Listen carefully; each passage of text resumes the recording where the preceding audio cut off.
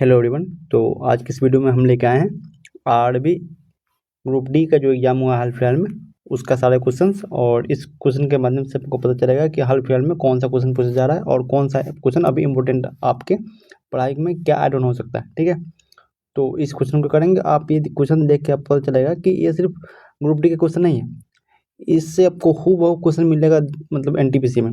आप एक बार इस सीरीज को करके जाइए और आपको कितना फ़ायदा होता है आपको आगे दिखेगा जब भी कोई भी एग्जाम आप देते हैं तो उसके लिए। ठीक है भाई, तो चलिए शुरू करते हैं।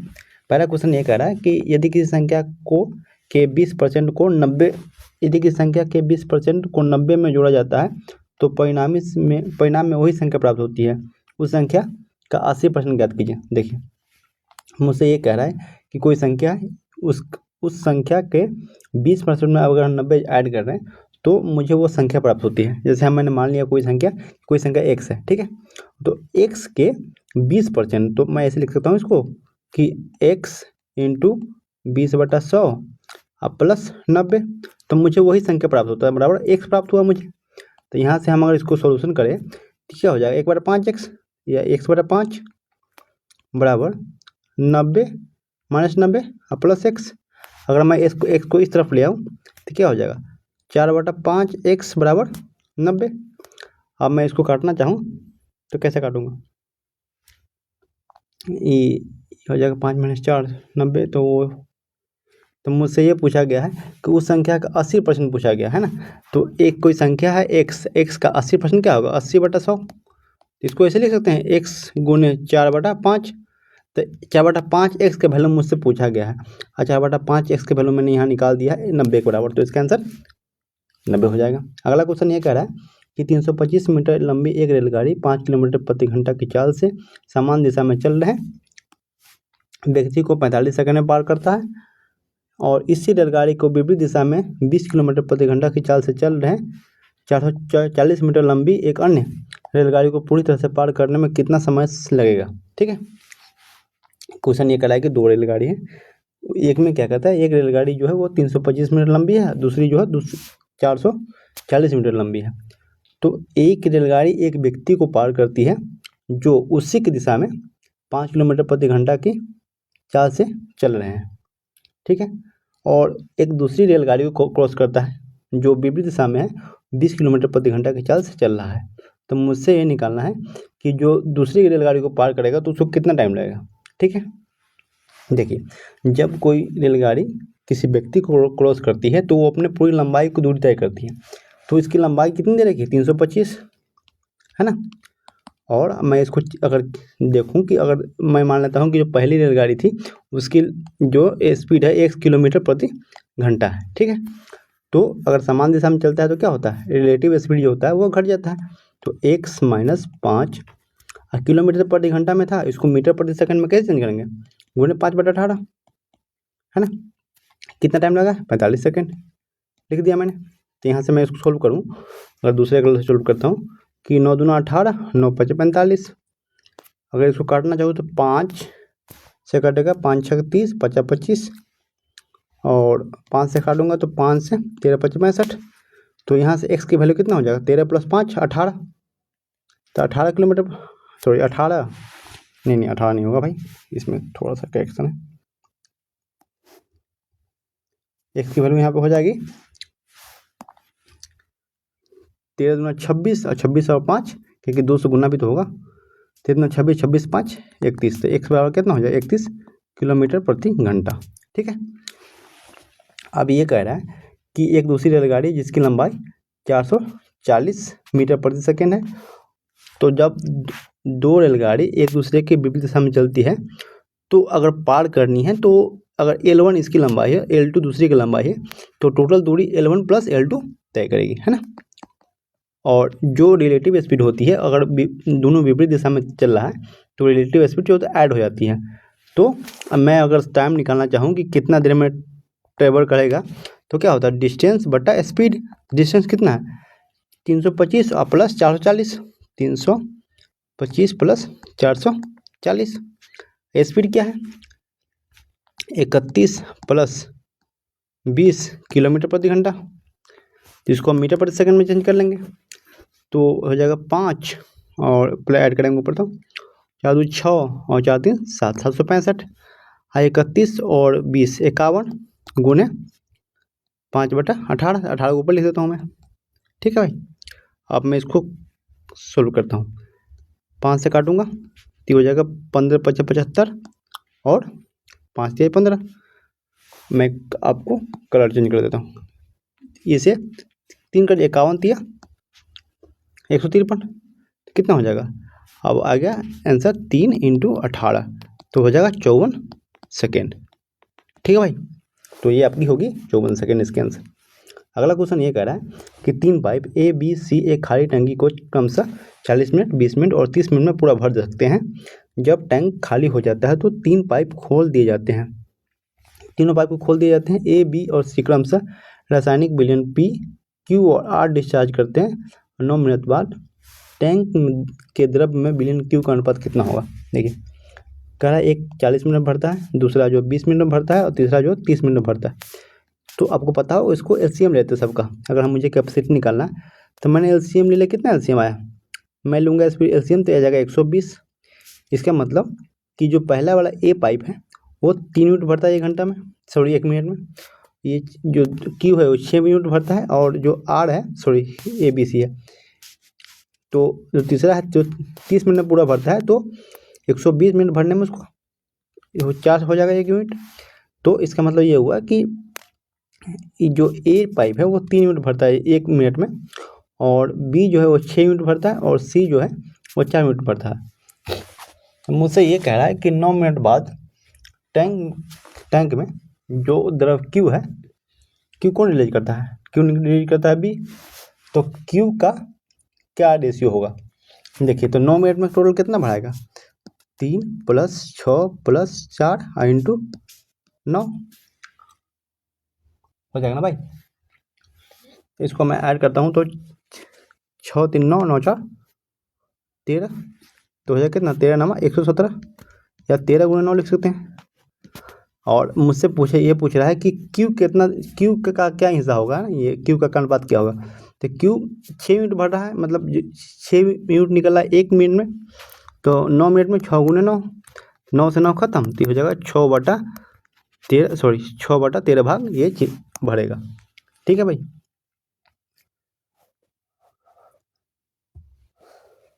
अगला क्वेश्चन है कि एक लंबवृत्तीय बेलन का संपूर्ण पृष्ठ क्षेत्रफल 542 सेंटीमीटर स्क्वायर है। इसका वक्र पृष्ठ क्षेत्रफल इसके संपूर्ण पृष्ठ क्षेत्रफल का 2/5 भाग है।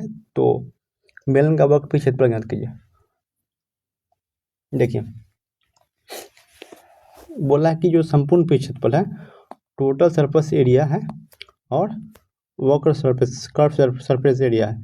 ठीक है, तो बोला है कि जो कर्व सरफेस एरिया है वो इसके संपूर्ण पृष्ठ क्षेत्रफल का 2/5 भाग, तो 2/5 कर देंगे टी से, क्या है ना, सेम जैसा क्वेश्चन कर रहा है वैसा करेंगे।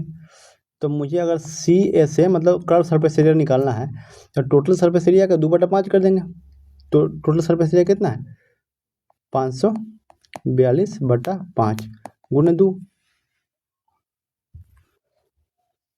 अगर गुना कर देते तो हो जाएगा कितना? 2 दूनी 4, 4 दूना 8 और 5 दूना 10, 1084/5। 5 से इसको भाग देते हैं, 5 दूना 10, 5 जगह 5, और कितना हो जाएगा? 3 4 5 6 30 और 5 8 40, 216.8। ठीक है भाई, हो गया। अगला क्वेश्चन है सिर्फ बोर्ड मार्क्स का, आप कर लेंगे। इसमें क्या करना है आपको? सबसे पहले ये नीचे का ये तोड़ना है, मैं कर देता हूँ, एक करके दिखाता हूँ, फिर आगे का आप करेंगे। ठीक है, जैसे मैं आपको पार्ट बाय पार्ट तोड़ लेना है। जैसे मैं इसको तोड़ूंगा तो पहले यहाँ से शुरू करते हैं ना, इसको करेंगे, फिर ये पार्ट करेंगे, ये पार्ट, ये आप जैसे भी करना चाहें, बस आपको ये ध्यान रखना है कौन पहले करना है। पहले कोष्ठक होगा, फिर गुना होगा, भाग होगा, ये सब है ना।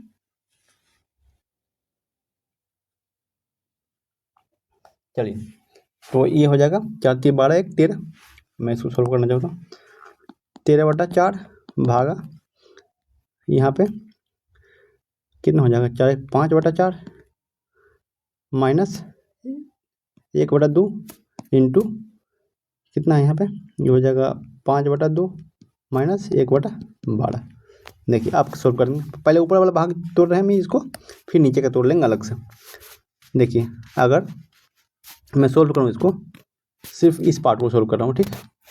ठीक कितना हो जाएगा 12 और 30 में से 1 गया तो 29, सॉरी 29 गुणे 1/2, इधर था मैं इसको इधर कर दिया, ठीक है।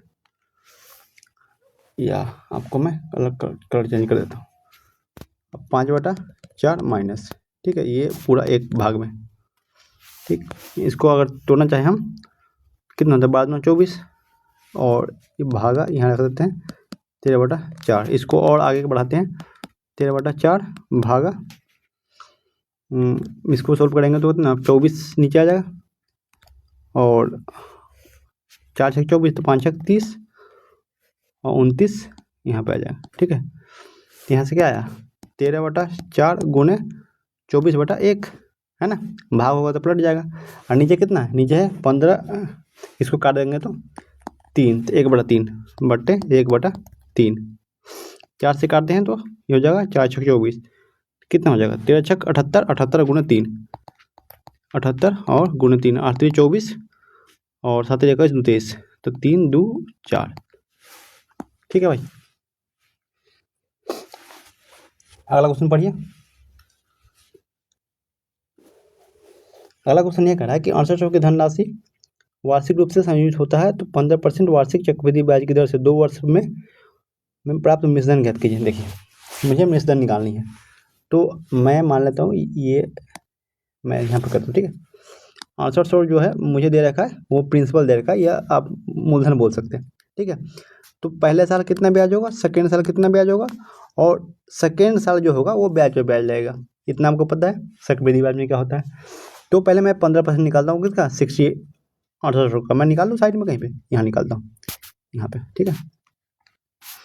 निकालता हूँ 6800 गुणे 15/100, काटूंगा तो कितना हो जाएगा 15 8 120 की जीरो हाथ में 12, 15 छक्का 90, 90 और 12 102, तो 220 इसका हो गया क्या, सही है ना। 15 8 120 हाथ में 12 और 5 छक्का 90 2, 90 और 12 102, ठीक है।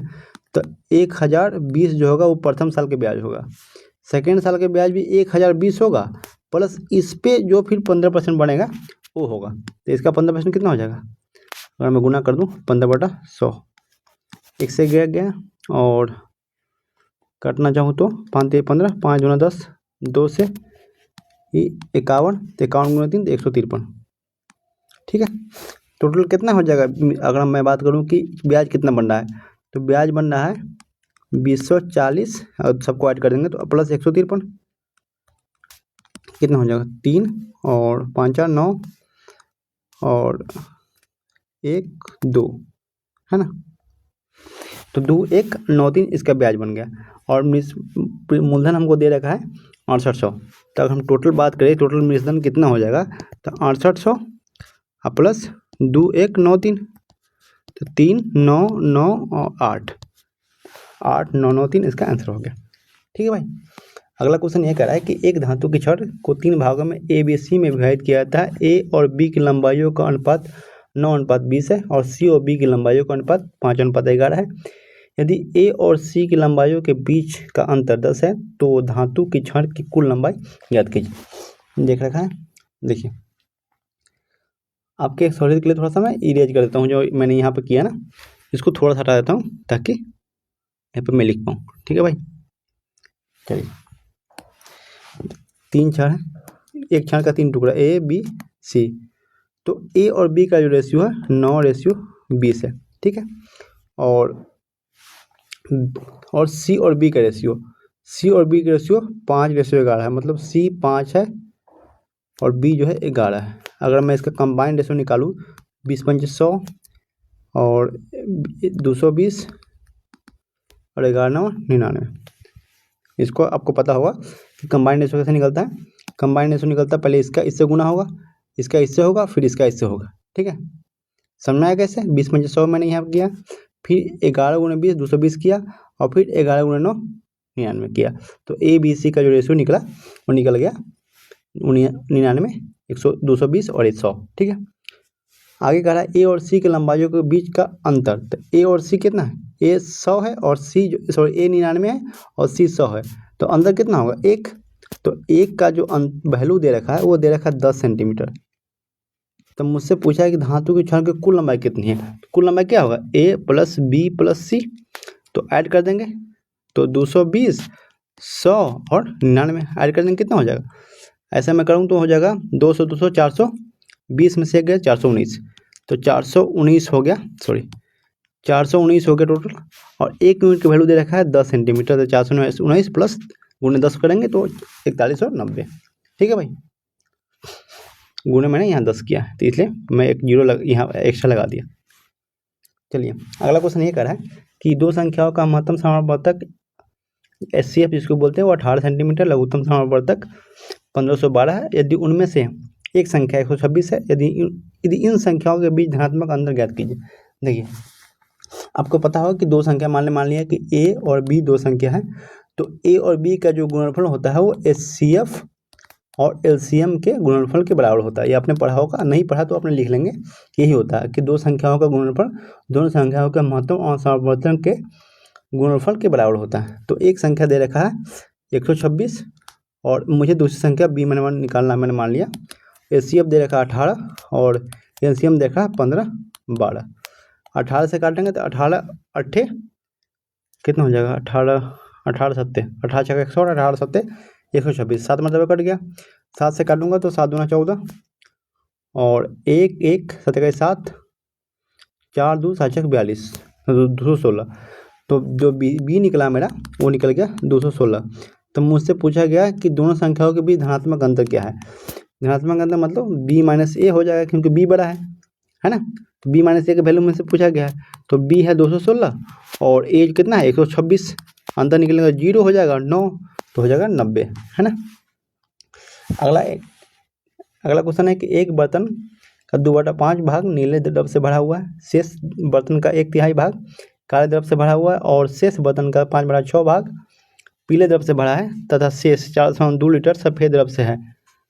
तो बर्तन की कुल धारा कहती है। देखिए बोला है कि 2/5 भाग नीले द्रव से भरा हुआ है, नीले कोई द्रव से भरा हुआ है, तो रिमेनिंग कितना होगा शेष हो गया 3/5, 2/5 भरा शेष 3/5 हो गया।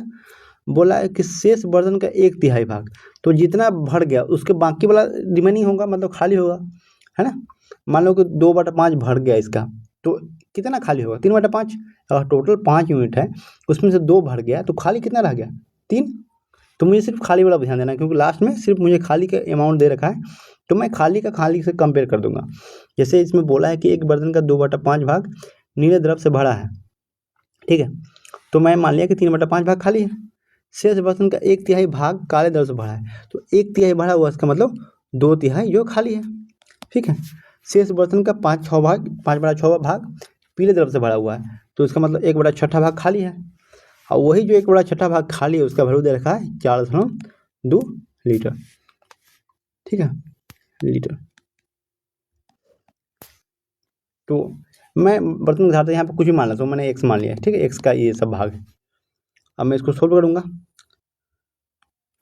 3 से 3 खत्म, 2 से 3, तो x बराबर क्या हो जाएगा 442/10 गुणे इसको 5 से 15। अगर मैं गुना करूँ तो 5 दूना 10 और 5 से 15, 2 से 21, तो 21 गुणे 3 बराबर 63, ठीक है भाई। तो 63 का आंसर हो गया। आप देख रहे होंगे कितने अच्छे क्वेश्चन आए हुए हैं, है ना। एक और आ गया सिंप्लीफिकेशन के क्वेश्चन, इसमें ये कह रहा है कि डेल्टा इंटू 2.2 और प्लस 0. इससे सिंप्लीफिकेशन है, ठीक है भाई। मैं इसको ऐसे सॉल्व करता हूँ, डेल्टा को मैंने x मान लिया, तो x गुने 2/2 2.2 है प्लस 0.33 गुने 3/4 माइनस 1/20 और गुने 0.55 बराबर 0.99, है ना। अब देखिए इसको सोल्व कैसे करना है, मैं कैलकुलेशन के बताता हूँ आपसे। सबसे पहले सोल्व कैसे करेंगे, इसको मैं सोल्व करता हूँ ऐसे कि इस पोर्शन को उठाता हूँ मैं, इस पोर्शन को, ठीक है। अगर मैं गुना करूँ तो 0.99/4 माइनस 0.55/20, तो अगर मैं इसको यहाँ पर आ जाएगा 2.2 इंटू एक्स, है ना, मैंने डेल्टा को एक्स मान लिया, बराबर 0.99। अब देखिए, अब मैं क्या करूँगा, अब मैं ये करता हूँ कि इसको, इस पूरा पार्ट को, एक्स वाला पार्ट छोड़ के बाकी सबको इस तरफ ले जाता हूँ, है ना, ताकि मुझे सहूलियत हो उसको सोल्व करने में। तो मैं यहाँ लिख सकता हूँ कि 22/10 एक्स बराबर 99/100 माइनस 99/400 प्लस 55/2000। अब देखिए इस सबका एलसीएम ले लिया, 2000 मैंने एलसीएम ले लिया, और तो हो जाएगा 99 गुने 20, तो 99 गुने 20 होगा 9 18, 9 18 1 19, 1980 माइनस 5 से उसमें गुना होगा तो कितना हो जाएगा 9 5 45, 9 5 45 और 4 49 प्लस 55। अब इसको घटा दीजिए, इसको 22/10 एक्स, मैं इसलिए इतना लिख रहा हूँ ना कि मुझे समझाना है आपको। ऐसे ऐसे आप अप्रोक्सीमेशन से भी कर सकते हैं, बहुत जल्दी हो जाएगा। और इसको मैं करूँगा तो 1980 माइनस, अगर 55 चला गया तो कितना हो जाएगा 044, ठीक है, 1980/2000, 1 0 से 1 0 नीचे खत्म। अगर मैं इसको काटना चाहूँ तो ऐसे काट सकता हूँ, 11 दूना 22, कलर चेंज कर देता हूँ, 11 दूना 22 और 11 11 11 11 8 88, 180, 11 चौक 44, 0 से 1 0 खत्म।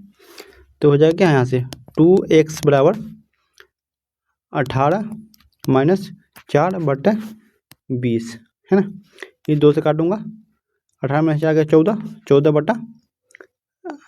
14 को 2 से काटूंगा कितना हो जाएगा 7, तो 7/20।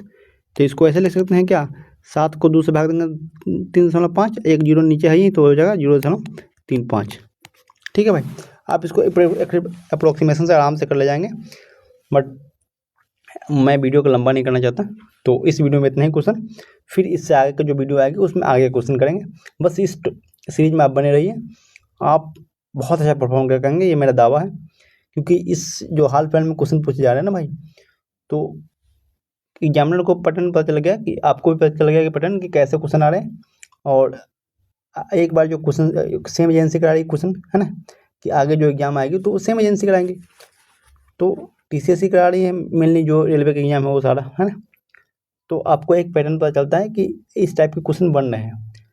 तो आपको जैसे आप एक क्वेश्चन कर लेंगे तो आपको एग्जाम में जाएंगे तो पता चला है कि जैसे आपने प्रैक्टिस कर रखा है, तो आपको सेम उसी कुछ पैटर्न के क्वेश्चन मिल गए, तो आप जल्दी कर पाएंगे, ठीक है भाई। ऑल द बेस्ट, आज के लिए इतना ही, धन्यवाद।